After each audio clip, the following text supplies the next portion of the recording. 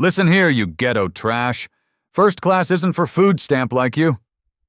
Amanda Whitaker's venomous snarl cuts through Gate 27 like a blade.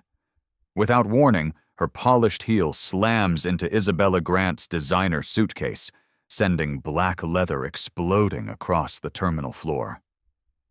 Isabella freezes. Her black blazer wrinkles as she stares at her scattered belongings. Around them, passengers gasp and reach for phones. Amanda towers over the mess, blonde hair gleaming under fluorescent lights. Her airline badge catches the glare as she crosses her arms, satisfaction spreading across her face like poison. "Maybe next time you'll know your place," Amanda hisses. Isabella's dark eyes remain steady. No tears, no screaming, just quiet dignity as she kneels to collect her things while strangers watch in horror. This flight attendant just made the biggest mistake of her career. Dallas-Fort Worth International Airport pulses with Tuesday morning energy. Terminal C stretches endlessly, filled with the steady hum of rolling luggage and gate announcements. Business travelers clutch steaming coffee cups while checking phones for last-minute emails. Flight 1847 to Seattle sits at Gate 27, its silver body gleaming under morning sunlight streaming through floor-to-ceiling windows.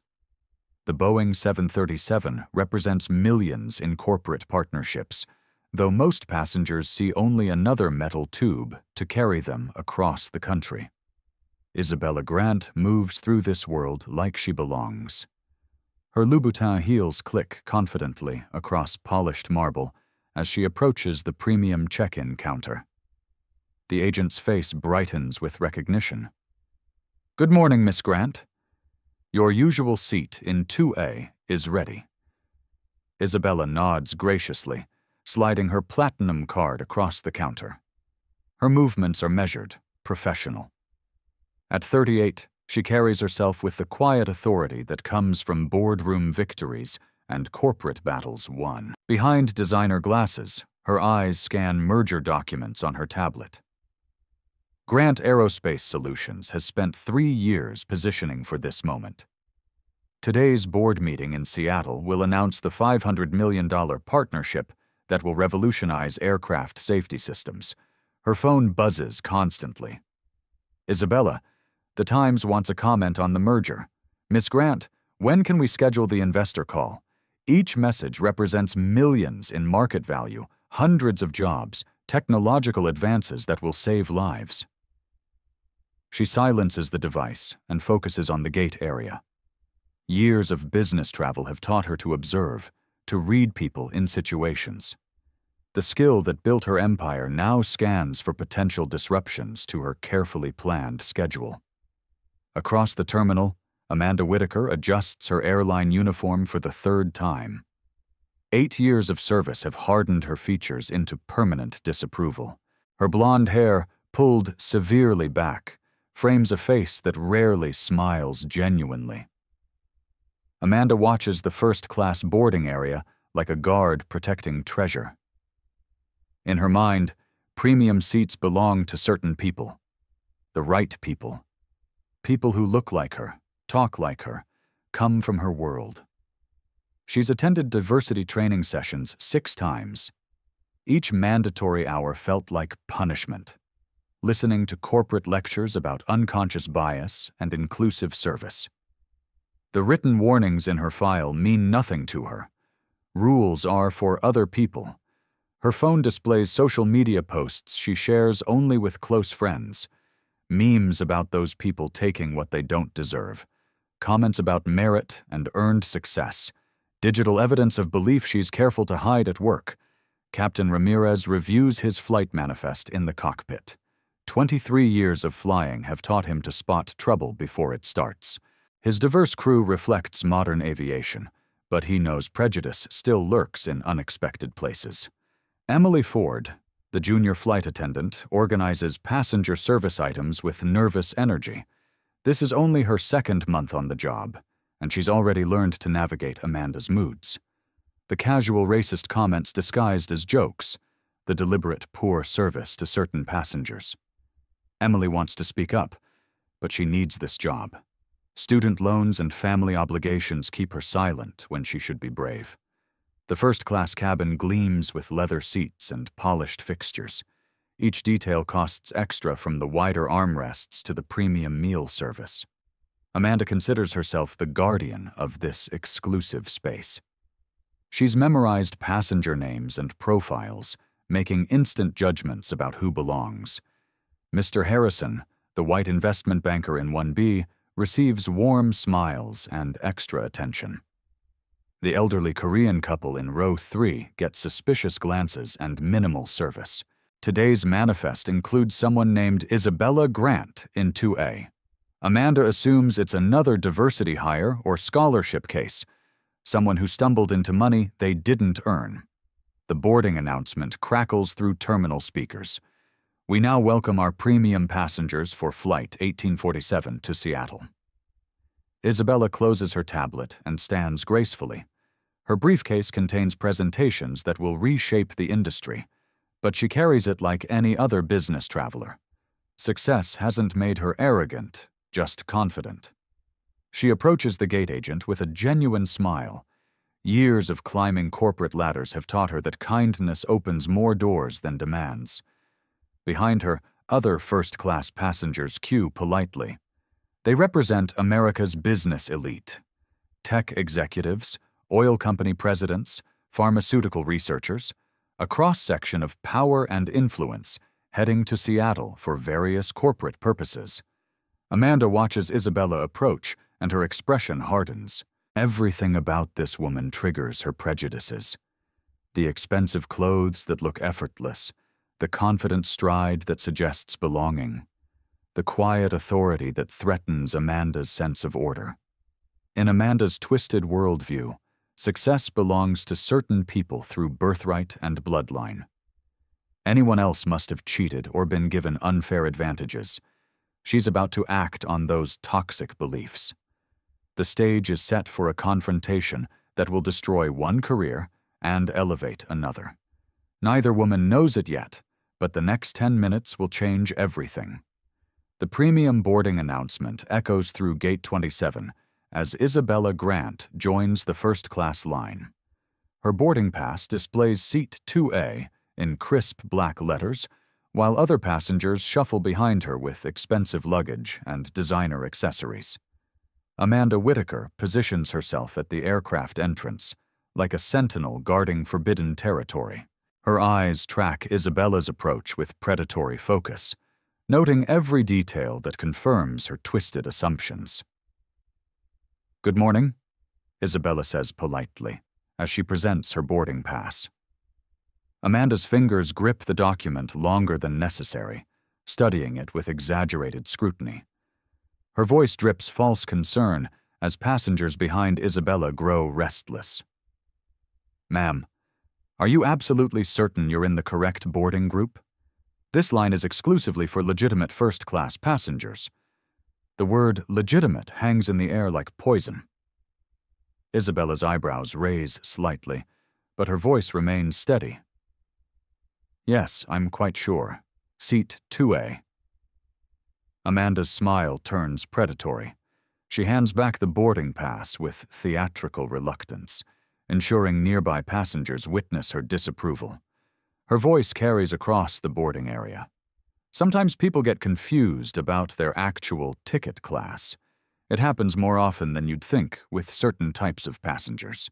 Isabella's jaw tightens imperceptibly, but she maintains her composure. Behind her, other first-class passengers exchange uncomfortable glances at Amanda's obvious implications. Isabella steps into the aircraft's narrow entrance, where overhead bins stretch above premium leather seats. The cabin smells of fresh flowers and expensive cleaning products, a stark contrast to the tension now filling the space. She lifts her black leather suitcase towards the first-class overhead compartment with practiced ease. The bag represents months of travel to aerospace facilities across 3 continents, filled with prototypes that will revolutionize aircraft safety. Amanda appears beside her like a striking snake, her voice sharp enough to cut glass. Excuse me, but that absolutely doesn't belong here. Isabella pauses, suitcase halfway to the bin. I'm sorry. These overhead compartments are reserved for legitimate first-class passengers who actually paid full price for their tickets. Perhaps you'd be more comfortable storing your belongings in the rear of the aircraft where your kind typically sits. The racist insult lands like a physical blow. Other passengers stop their boarding routine, sensing drama about to unfold. Isabella's grip tightens on her suitcase handle as whispers ripple through the cabin. This is my assigned seat. 2A. I have every right to use this storage space. Amanda's voice rises loud enough for the entire first-class cabin to hear, each word dripping with contempt. Ma'am, I don't know whose credit card you stole to buy that ticket, but I'm responsible for maintaining order and security on this aircraft. Some people simply don't understand that money can't buy class or breeding. Isabella's boarding pass trembles slightly in her free hand, but her voice remains controlled despite the escalating humiliation. I'd like to speak with your supervisor immediately. I am the senior flight attendant on this aircraft. Amanda snarls, stepping closer until Isabella can smell her cheap perfume mixed with hatred. And I'm telling you that neither you nor your ghetto luggage belongs in first class with decent people. Robert Harrison, a white investment banker in seat 1B, looks up from his Wall Street Journal with growing alarm. Excuse me, but this seems completely inappropriate. Amanda whirls on him with fury, her mask of professionalism completely shattered. Sir, I'm handling a security situation involving a suspicious passenger. This woman clearly used fraudulent means to obtain her ticket and is now refusing to cooperate with standard verification procedures. She showed you her boarding pass. Harrison shoots back, his voice carrying the authority of someone accustomed to corporate boardrooms. What more verification do you need? Amanda's response reveals the full depth of her poisonous worldview. A boarding pass anyone can fake these days. Look at her. Does she really look like someone who can afford $1,800 for a first-class ticket? Please. We both know she's either using welfare money meant for food or she lifted someone's credit card. The racist implications hang naked in the recycled air. Emily Ford, the junior flight attendant, watches from the galley with growing horror. Her training manual never prepared her for witnessing such blatant discrimination from a colleague. Without warning, Amanda's polished shoe connects with Isabella's suitcase in a vicious kick that echoes through the cabin like a gunshot. The expensive leather crashes to the narrow aisle floor with tremendous force, spilling open to reveal business documents, electronic prototypes, and personal items scattered across the aircraft carpet. Gasps echo through the cabin like a wave. A businessman in seat 1C drops his newspaper entirely. The elderly woman in 3A covers her mouth in shock while reaching for her phone. Multiple devices appear in passenger hands like magic, their cameras already recording what's clearly becoming a viral moment. Maybe next time you'll remember your place and stay in the back where you belong. Amanda hisses loud enough for everyone to hear while standing over the scattered belongings like a conquering general. Isabella stares at her scattered belongings in stunned silence. Years of corporate negotiations have prepared her for hostile takeovers and boardroom battles, but not this level of public humiliation and racial hatred. She kneels gracefully to collect her things, maintaining dignity while passengers watch in absolute horror. Her hands shake slightly as she gathers sensitive aerospace documents from the aircraft floor, each piece representing millions in research and development. The cabin falls silent except for the rustling of papers and the soft clicks of phone cameras capturing every moment. Isabella's expensive blazer wrinkles as she crouches, but her movements remain measured and professional despite the degrading circumstances. This is absolutely unacceptable behavior, declares Harrison, his voice carrying across the cabin. I've flown first class for 15 years, and never witnessed such unprofessional, racist treatment of any passenger. Amanda's face contorts with rage as she realizes her actions are being questioned by someone she considers her social equal. "Sir, I'm simply following established company protocols for suspicious passengers and potential security threats. This woman's behavior and attitude clearly indicate she doesn't belong in this cabin with respectable travelers." "What suspicious behavior?" demands the elderly woman in 3A, her voice sharp with indignation. "She's been nothing but polite, while you've been absolutely horrible." Amanda's answer strips away any pretense of professional conduct. Her entire presence here is suspicious. The expensive clothes that don't match her obvious background. The entitled attitude like she has some right to be here. The way she carries herself like she actually belongs among successful people. I've been doing this job for 8 years, and I can spot these diversity cases and affirmative action hires from across the terminal. More phones emerge from passenger seats throughout the cabin. The hashtag #FirstClass, while black and female won't trend for another hour. But it's already being born in this crystallized moment of institutional racism and misogyny. Isabella rises slowly, her scattered belongings finally gathered and clutched against her chest. Every eye in first class focuses on her response, waiting to see how she'll handle this unprecedented attack on her dignity and humanity. "I purchased this ticket with my own money from my own bank account," she says quietly, her voice carrying the controlled authority of someone accustomed to addressing hostile audiences. "I have every legal and moral right to be here." Amanda laughs harshly, the sound grating against the cabin's refined atmosphere. "Your own money, please. We both know how people like you really afford luxury items, government assistance programs, diversity scholarship funds, maybe identity theft.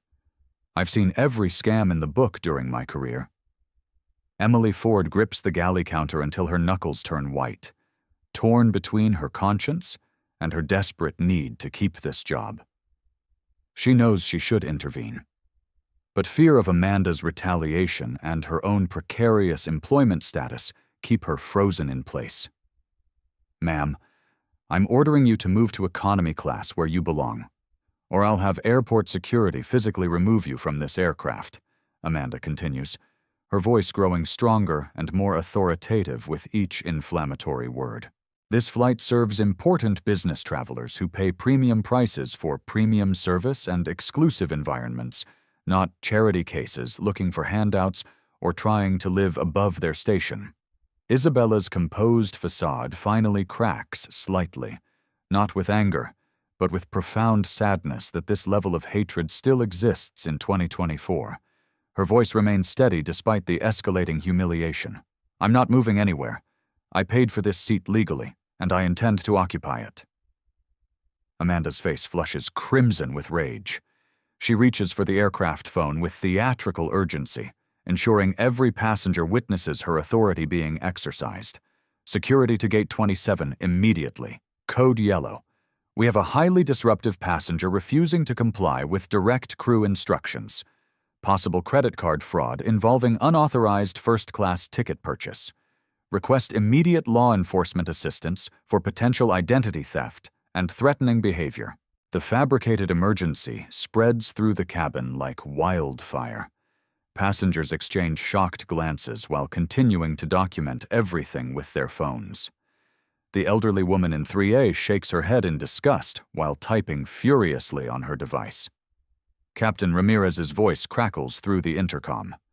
Professional but strained. "Ladies and gentlemen, we're experiencing an operational delay. While our crew addresses a passenger service issue, we appreciate your patience and will update you shortly." Heavy footsteps echo from the jet bridge as 2 airport security officers approach the aircraft entrance. Officer Sanchez, a seasoned professional with 20 years of experience, enters first with his partner, Officer Jenkins, close behind. Their radios crackle with constant chatter as they assess the tense situation. "What seems to be the problem here?" Sanchez asks, his trained eyes immediately assessing the tension-filled cabin atmosphere. Amanda launches into her rehearsed narrative with practiced victimization, her voice trembling with false emotion. Officers, this passenger has been extremely aggressive and non-compliant since boarding. She's using what appears to be a fraudulent first-class ticket and became physically violent when I attempted to verify her documentation according to standard security protocols mandated by federal aviation regulations. Sanchez looks at Isabella, who sits quietly in seat 2A with her belongings neatly arranged beside her. Her calm demeanor contrasts sharply with Amanda's agitated state and wild accusations. "And ma'am, may I see your identification and boarding documents, please?" Isabella produces her driver's license and boarding pass without hesitation. Her movements are measured and cooperative, clearly familiar with professional interactions and law enforcement procedures. "Isabella Grant, seat 2A, Sanchez reads aloud, examining the documents carefully. "Everything appears to be in perfect order here." Amanda interrupts desperately, sensing her carefully constructed narrative beginning to crumble around her. "Sir, appearances can be extremely deceiving in cases like this. I've observed multiple suspicious behavior patterns completely consistent with identity theft, credit card fraud, and aggressive criminal activity. The expensive clothing that doesn't match her obvious socioeconomic background. The entitled attitude when confronted with legitimate questions, the absolute refusal to accept appropriate seating arrangements. These are classic textbook indicators of sophisticated criminal activity and potential terrorist threats." Officer Jenkins examines Isabella's documents more closely, his expression growing increasingly skeptical of Amanda's increasingly wild claims. "Ma'am, these documents appear completely legitimate and properly issued. What specific suspicious behavior did you personally observe that would indicate criminal activity?" "Her entire presence here is inherently suspicious," Amanda insists, her voice rising to near hysteria as she realizes her authority is being questioned. Look at her carefully. Does she really look like someone who legitimately belongs in first-class accommodations? The way she talks, the way she carries herself, the expensive accessories, it's all an elaborate performance.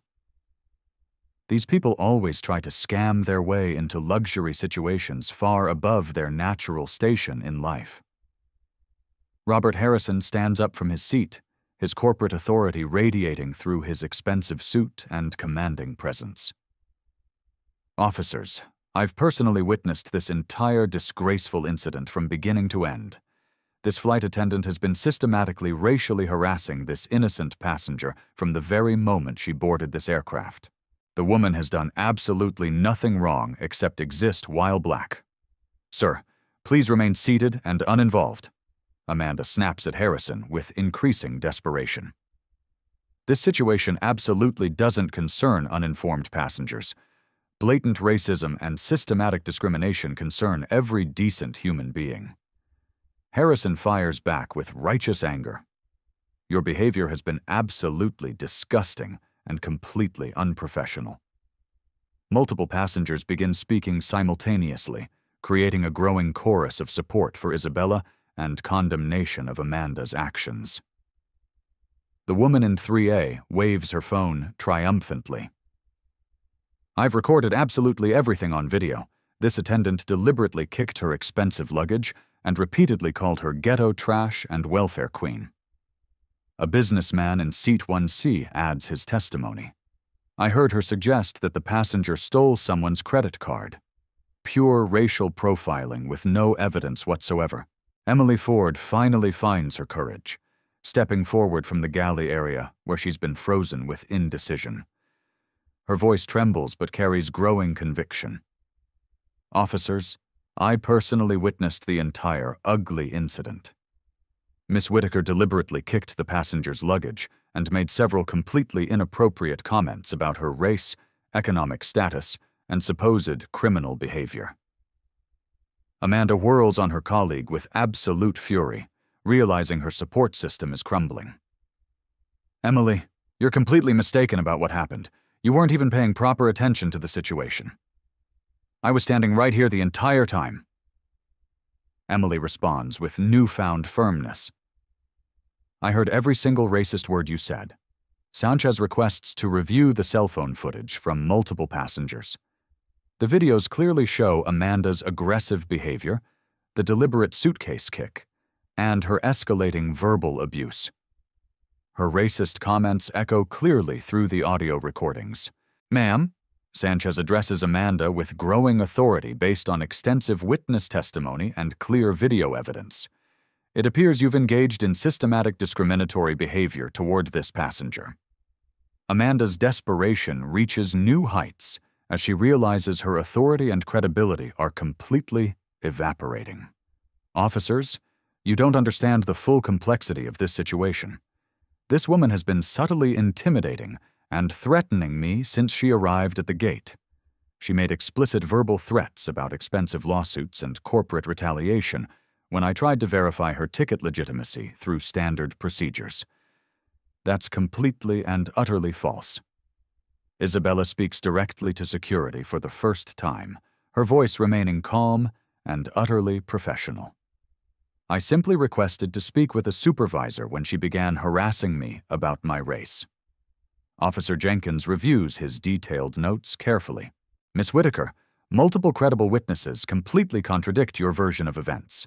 The passenger appears fully cooperative, and her documentation is entirely valid. Amanda plays her final desperate card with increasing venomous intensity. Officers, I have 8 years of exemplary service with this airline company. I've never had any formal complaints or disciplinary incidents. This woman is clearly running some kind of elaborate criminal scam, probably involving stolen identity documents, fraudulent credit cards, and organized crime networks. People like her are constantly trying to live far beyond their legitimate means through sophisticated illegal activities. The racist implications hang naked in the recycled cabin air. Sanchez's expression hardens visibly as he recognizes the blatantly discriminatory language and unfounded accusations. Ma'am, your comments appear to be based entirely on racial assumptions, rather than any legitimate security concerns or observable evidence. Isabella's phone buzzes insistently with multiple incoming calls. The screen repeatedly displays Grant Aerospace board meeting and Delta Airlines emergency, but she professionally silences each call to avoid escalating the already volatile situation further. Amanda notices the intense phone activity and seizes on it with renewed desperation. See that suspicious behavior? She's probably coordinating with criminal accomplices right now. Drug dealers, identity thieves, and professional scammers always work in sophisticated, organized networks. I absolutely guarantee that if you thoroughly search her belongings, you'll find concrete evidence of extensive illegal activity.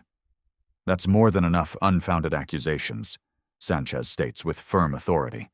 You're making serious criminal allegations without providing any supporting evidence whatsoever. Captain Ramirez appears in the cabin doorway, his pilot's uniform commanding immediate respect from everyone present. His expression shows barely controlled professional anger as he surveys the complete chaos disrupting his aircraft. What's the current status here, officers? Captain, we have a clear-cut discrimination complaint against your flight attendant, Sanchez explains professionally. Multiple credible witnesses and extensive video evidence strongly support the passenger's version of events. Ramirez's jaw tightens visibly as he looks directly at Amanda with disappointment and anger. Miss Whitaker, please step off this aircraft immediately. You're suspended from all duties pending a comprehensive investigation. Amanda's carefully constructed world begins collapsing catastrophically around her. Captain, you absolutely cannot believe these people over a loyal employee with years of dedicated service. I was protecting the airline's reputation and first-class integrity according to company standards. Isabella's phone erupts with an urgent ringtone that cuts through the cabin tension like a blade. The caller ID flashes across her screen in bold letters. Delta Airlines Board of Directors. She glances at Captain Ramirez apologetically. I'm sorry. but I really need to take this call. It's regarding today's board meeting. Ramirez nods while Amanda watches with growing confusion. Isabella answers with her characteristic professional composure. Good morning, Richard. Yes, I'm actually on the aircraft now, but we're experiencing some delays. Her voice carries the natural authority of someone accustomed to addressing corporate executives. Passengers lean forward slightly, sensing something significant unfolding. The merger announcement is still scheduled for 2:00 Pacific time. Grant Aerospace has everything prepared for the partnership reveal. Captain Ramirez freezes mid-con conversation with security officers. The name Grant Aerospace triggers immediate recognition in his aviation-trained mind. His eyes widen as pieces begin connecting. No changes to the $500 million contract structure. We'll proceed as planned once I reach Seattle. Amanda's face contorts with confusion as she processes Isabella's words. $500 million contract structure. Her racist assumptions begin cracking against this unexpected reality. Ramirez pulls out his phone with trembling fingers, quickly searching Isabella Grant Aerospace. The results appear instantly, causing his face to drain of all color. Forbes magazine, Isabella Grant named CEO of the Year for revolutionary aircraft safety innovation. Business Weekly, Grant Aerospace signs historic $500 million partnership with major airlines.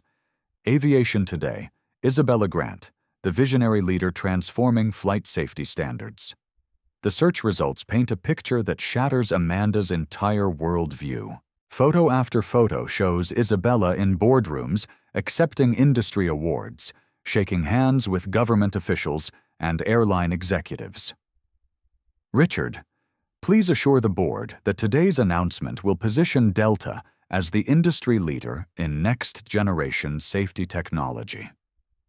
Isabella continues, oblivious to the growing recognition around her. Ramirez approaches Isabella's seat with newfound respect and barely concealed panic. His pilot training never prepared him for discovering he's been witnessing the harassment of one of the aviation industry's most powerful figures. Miss Grant, he interrupts gently, I need to speak with you immediately. Isabella pauses her conversation. Richard, let me call you back in 5 minutes. We're resolving the delay situation now.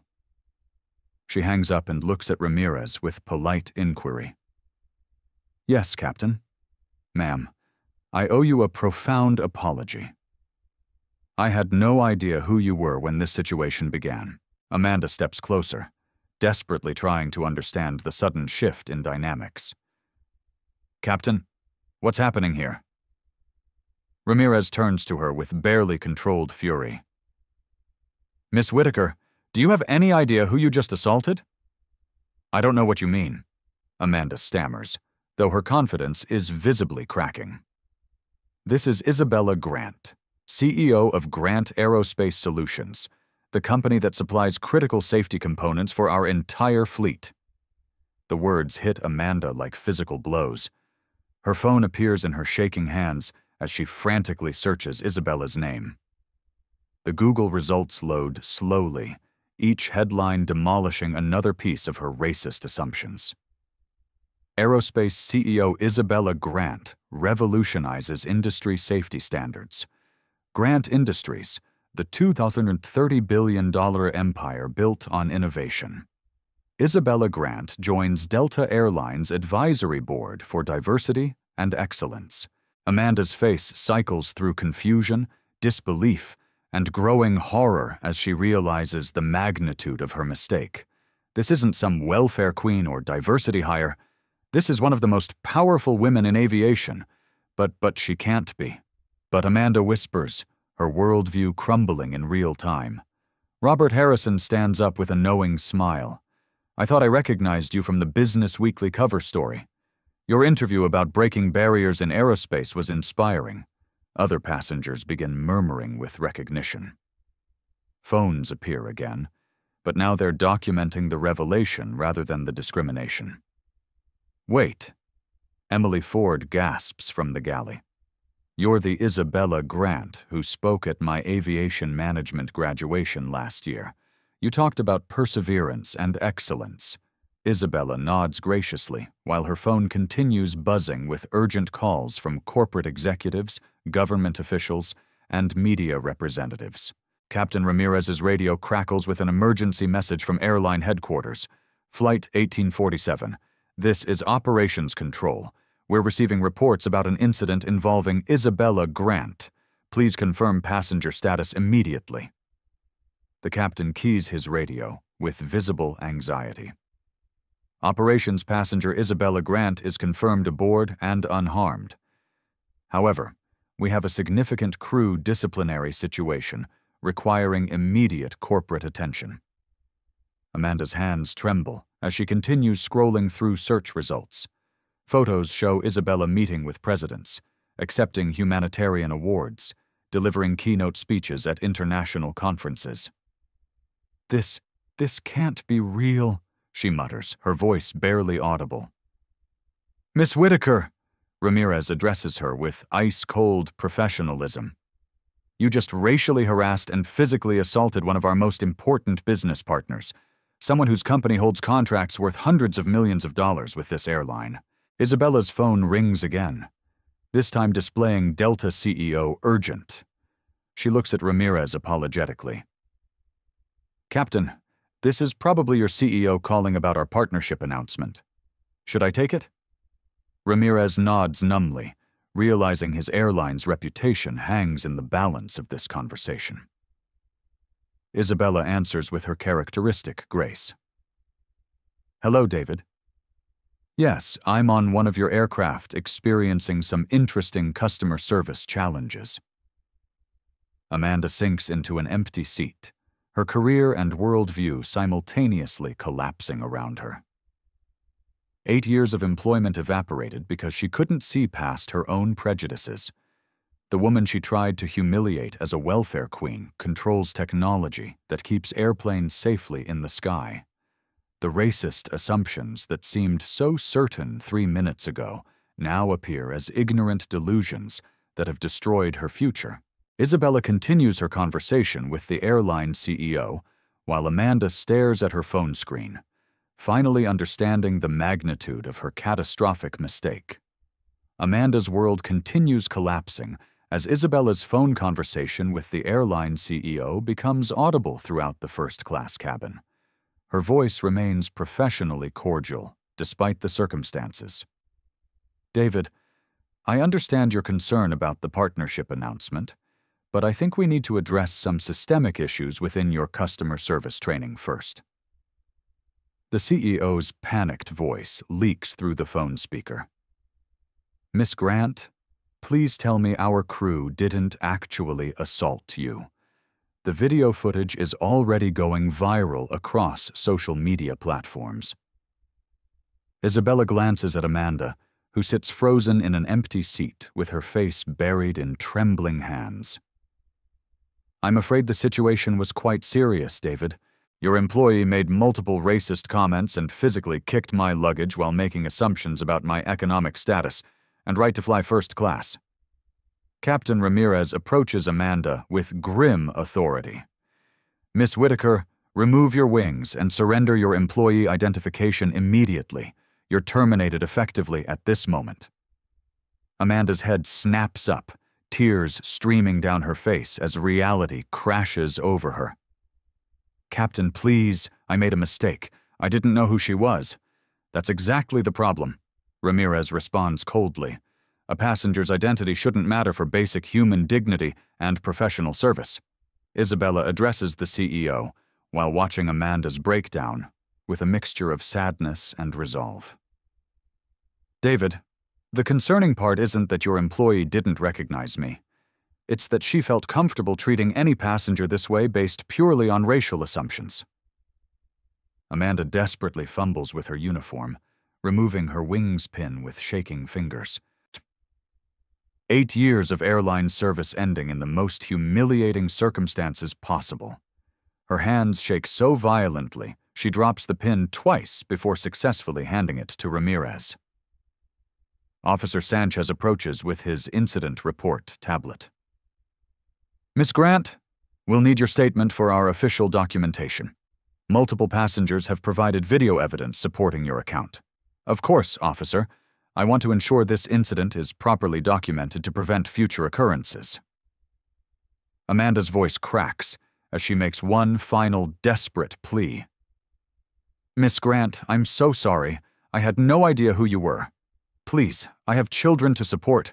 This job is everything to me. Isabella turns to face Amanda directly, her expression showing disappointment rather than anger. Miss Whitaker, the issue isn't that you didn't know who I was. The issue is that you treated a fellow human being with such cruelty based on nothing but racial prejudice. But I'm not racist, Amanda protests weakly. I made assumptions. I was having a bad day. Racism isn't just burning crosses and using slurs. Isabella responds with quiet authority. It's assuming a black woman in first class must have stolen her ticket. It's kicking someone's luggage because you don't think they belong in your space. Emily Ford approaches with Amanda's personal belongings from the crew area. Her voice carries newfound strength after witnessing this transformative moment. Amanda, I've watched you treat passengers of color differently for months. Today you finally went too far. Captain Ramirez's radio crackles with another urgent message from airline operations. Flight 1847 corporate security is en route to escort the terminated employee. Please prepare for immediate departure once the situation is resolved. Isabella's phone rings again, this time showing Grant Aerospace Legal Department. She glances at the caller ID with slight concern. Excuse me. This is probably about the merger announcement, but they might be calling about potential legal action regarding this incident. Amanda's face goes white as she realizes the legal implications of assaulting a major corporate CEO. Legal action, please, Miss Grant. I'll do anything to make this right. Isabella answers her legal team's call while maintaining eye contact with Amanda. Sophia, yes, I'm aware the incident is trending on social media. Have we considered our response strategy? Robert Harrison leans forward from his seat. Miss Grant, I'd be happy to provide witness testimony if you pursue legal action. What happened here was absolutely unacceptable. Multiple passengers nod in agreement, their phones still recording the aftermath of Amanda's career destruction. Isabella concludes her legal call and addresses Amanda one final time. Miss Whitaker, I hope you use this experience to examine your unconscious biases and grow as a person. Everyone deserves basic dignity, regardless of their race or perceived economic status. Corporate security officers board the aircraft, their professional demeanor contrasting sharply with Amanda's emotional breakdown. She gathers her belongings while passengers watch in silence. Miss Whitaker, please come with us, the lead security officer requests. Human Resources needs to conduct an exit interview immediately. Amanda walks past Isabella's seat one final time, her voice barely a whisper. I'm truly sorry for what I did to you. Isabella nods graciously. I accept your apology, but the real work happens when you examine why you made those assumptions in the first place. As Amanda is escorted off the aircraft, spontaneous applause erupts throughout the first-class cabin. Isabella raises her hand gently to quiet the celebration. Thank you. But this isn't about celebrating someone's downfall. It's about creating accountability for discriminatory behavior. Captain Ramirez announces over the intercom, Ladies and gentlemen, we apologize for the delay. We'll be departing momentarily with our new lead flight attendant, Emily Ford. The aircraft door closes with finality, sealing Amanda's fate while opening new possibilities for systemic change within the airline industry. 3 hours after takeoff, Isabella's phone buzzes with urgent notifications as the airline's corporate crisis unfolds in real time. The hashtag First Class, while black and female, has exploded across social media platforms, generating millions of views and thousands of comments demanding accountability. Miss Grant, Captain Ramirez announces over the intercom. We have the airline CEO on priority communication requesting to speak with you directly. Isabella accepts the call, while passengers listen intently. The CEO's voice carries barely controlled panic as he addresses the expanding public relations disaster. Isabella, I've just finished watching the video footage. Amanda Whitaker has been terminated immediately, but we need to discuss comprehensive remedial measures. The board is demanding emergency action. David, termination is just the beginning. We need systemic reform to address the cultural issues that allowed this incident to occur. Within hours of landing in Seattle, major news networks pick up the story. CNN's breaking news banner reads, "Aerospace CEO racially profiled on airline, employee fired." Fox News runs continuous coverage with the headline, "Viral video shows shocking airline discrimination." Isabella's legal team, led by civil rights attorney Sophia Keller, files a federal discrimination lawsuit within 48 hours. The complaint outlines not just Amanda's actions, but a pattern of discriminatory behavior enabled by inadequate corporate oversight. This case represents something larger than one incident, Keller explained to gathered reporters. We're challenging systemic discrimination that affects countless travelers who don't have Ms. Grant's platform or resources. The airline's Human Resources Department launches an immediate investigation into Amanda's employment history. Corporate investigator Marcus Hale reviews 8 years of personnel files, uncovering a disturbing pattern previously overlooked. 17 formal complaints from passengers of color describing rude service and discriminatory treatment. Multiple diversity training sessions marked as reluctantly attended with minimal participation scores. Social media posts from Amanda's personal accounts revealing racist beliefs she thought were private. How did we miss this pattern? CEO David Reynolds asks during an emergency board meeting. We have clear evidence of ongoing discrimination spanning multiple years. The investigation expands to include Amanda's immediate supervisors and the crew scheduling department. Internal emails reveal concerning communications about passenger assignments and crew preferences for certain routes with specific passenger demographics. Emily Ford, now promoted to senior flight attendant, provides testimony about Amanda's behavior during their shared flights. She consistently provided inferior service to passengers of color. I witnessed multiple microaggressions that I should have reported. Corporate Diversity Officer Dr. Elena Vargas reviews the airline's training programs with growing alarm. Our current diversity education is clearly inadequate. Employees like Amanda completed required sessions while retaining deeply problematic attitudes. Local news stations in Dallas investigate Amanda's background, discovering her involvement with several online groups promoting racial superiority ideologies. Screenshots of her social media activity reveal years of racist commentary disguised as political opinion. These posts show a pattern of racial animus that should have been detected during employee monitoring, explains legal analyst Daniel Ortiz on national television. The viral video reaches international audiences, sparking conversations about discrimination in commercial aviation across multiple countries. European airlines begin reviewing their own diversity policies in response to the global attention. Isabella uses her platform to address broader issues during a press conference at Grant Aerospace headquarters. This incident highlights experiences that countless travelers face without cameras recording or corporate power to demand accountability. The airline's stock price drops 12% in 3 trading days as investors worry about potential boycotts and legal liability. Social media campaigns calling for passenger boycott gain momentum among civil rights organizations. Amanda's employment prospects evaporate as the story spreads through aviation industry networks. Airport personnel managers quietly blacklist her from future hiring consideration. Her professional reputation becomes permanently damaged. No airline will touch her now, explains aviation industry recruiter Karen Mitchell. This level of public discrimination creates liability concerns that employers won't risk.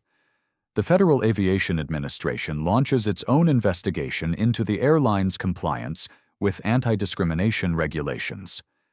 Government investigators review passenger complaint patterns and employee training protocols. Isabella's legal team expands their lawsuit to include civil rights violations under federal transportation law. The case attracts support from the NAACP, ACLU, and multiple civil rights organizations offering assistance. This case will establish important precedents for transportation discrimination, explains NAACP legal counsel Monica Rivera. We're committed to ensuring comprehensive accountability. Congressional representatives from the House Transportation Committee announce hearings on discrimination in commercial aviation. Isabella agrees to testify about her experience and broader industry reforms needed.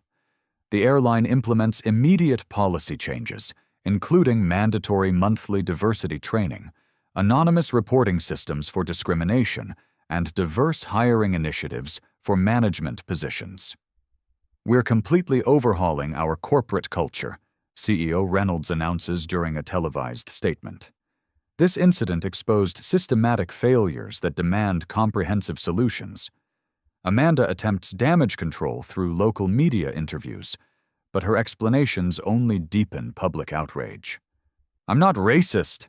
I just made poor judgments under stress," she tells a sympathetic local reporter. Social media responds with overwhelming rejection of her justifications. The hashtag #accountability, not excuses, trends nationally as users share their own discrimination experiences.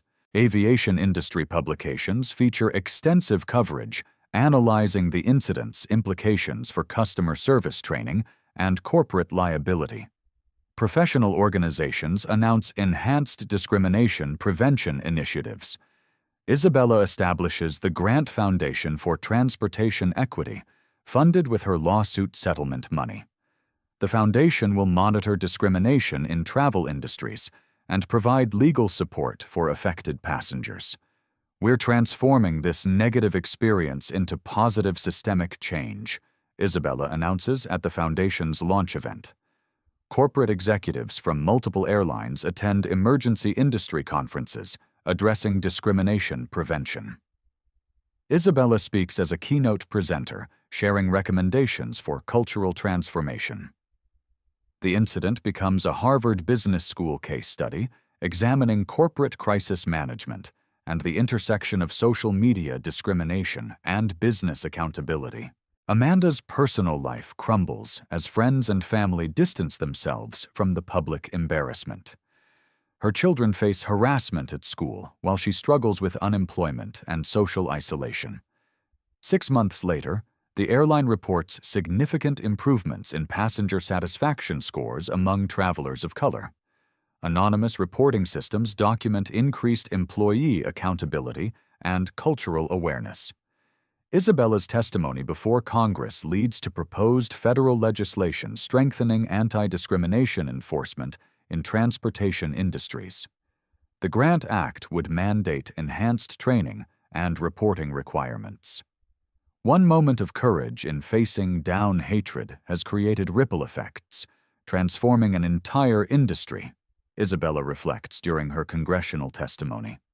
Amanda eventually finds employment at a fast food restaurant, her aviation career permanently destroyed. The viral video continues circulating as a cautionary tale about the consequences of workplace discrimination. The lawsuit settlement, rumored to exceed $2 million, establishes legal precedents, making airlines more liable for employee discrimination. Corporate policies nationwide evolved to prevent similar incidents. Isabella's experience transforms from personal trauma into industry-wide reform, proving that individual acts of courage can create systematic change when supported by legal accountability and public attention. 1 year later, Isabella Grant stands before a packed auditorium at the National Civil Rights Conference. her voice carrying the quiet strength that transformed a moment of humiliation into industry-wide change. That day, on Flight 1847, I had a choice. I could have quietly endured the discrimination, grateful for my privilege and platform. Instead, I chose to stand up, not just for myself, but for every person of color who faces similar treatment without cameras recording or corporate power to demand justice. The Grant Foundation for Transportation Equity has processed over 300 discrimination complaints in its first year, providing legal support and advocacy for travelers who previously had no recourse. Their anonymous reporting app has documented patterns of bias across multiple transportation companies. We've learned that my experience wasn't unique. It was simply the most visible example of systematic discrimination affecting millions of travelers annually. The airline industry has implemented unprecedented reforms following Isabella's case. Mandatory quarterly bias training now includes real-world scenarios based on documented incidents. Anonymous reporting systems have uncovered and addressed hundreds of discriminatory practices previously ignored. Change happened because ordinary people refused to stay silent when they witnessed injustice. The passengers who recorded that incident, the colleagues who spoke the truth, the security officers who investigated fairly, they all chose courage over comfort. Isabella's merger announcement, delayed by 1 day due to the discrimination incident, ultimately strengthened Grant Aerospace's position in the market. The company's commitment to diversity and inclusion attracted new partnerships worth over $1 billion in additional contracts. Sometimes our greatest challenges become our most powerful opportunities for growth and positive impact. Emily Ford, now the airline's youngest senior flight attendant, credits Isabella's example with inspiring her own leadership development.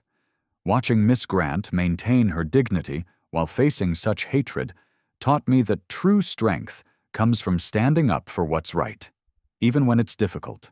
The airline reports a 43% improvement in customer satisfaction scores among travelers of color.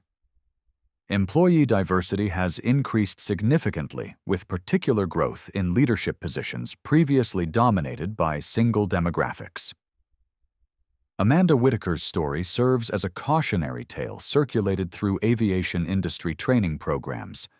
Her social media posts preserved as evidence demonstrate how personal biases can destroy professional careers when translated into discriminatory actions. I don't celebrate anyone's downfall, but I do believe in accountability.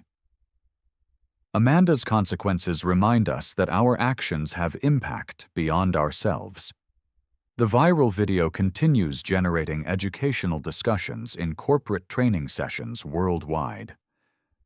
Business schools analyze the incident as a case study in crisis management, social media accountability, and the intersection of personal prejudice with professional responsibility. Technology has made discrimination harder to hide, but it's also created opportunities for positive change when people choose to document and share injustice. Congressional hearings inspired by Isabella's testimony led to the Transportation Equity Act, requiring enhanced anti-discrimination training and enforcement across all federally regulated transportation industries. The legislation passed with bipartisan support. Policy change happens when individual stories illuminate systematic problems.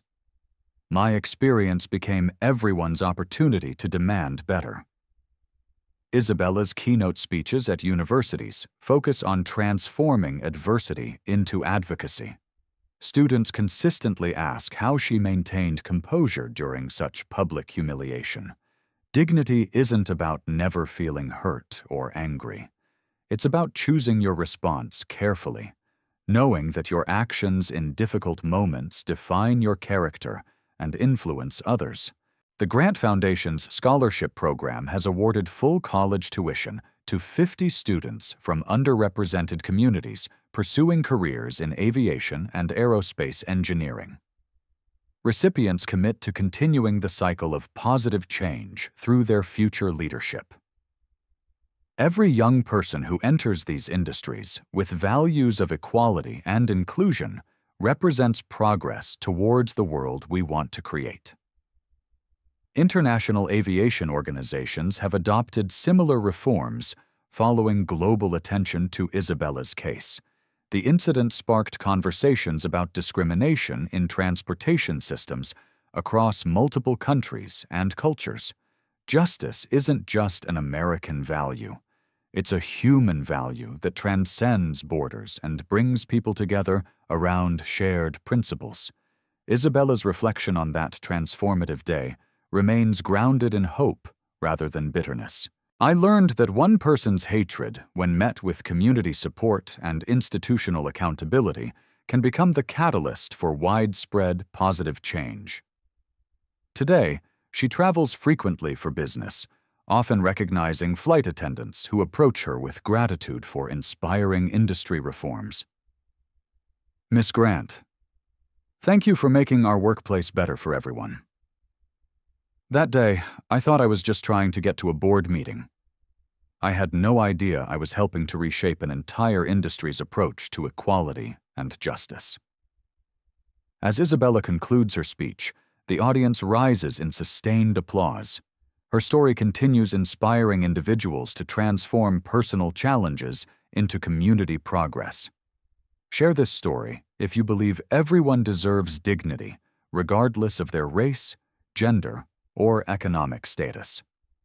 Follow our foundation's work as we continue fighting discrimination in all its forms. Comment below about times you've witnessed or experienced similar treatment. The final message appears on screen as Isabella's image fades. In a world where you can be anything, choose to be someone who stands up for justice. What would you have done if you witnessed this discrimination? How will you use your voice and privilege to protect others? Will you be a bystander or an advocate when injustice happens around you? Remember, respect costs nothing, but its absence costs everything. Together, we can create a world where everyone belongs everywhere they go.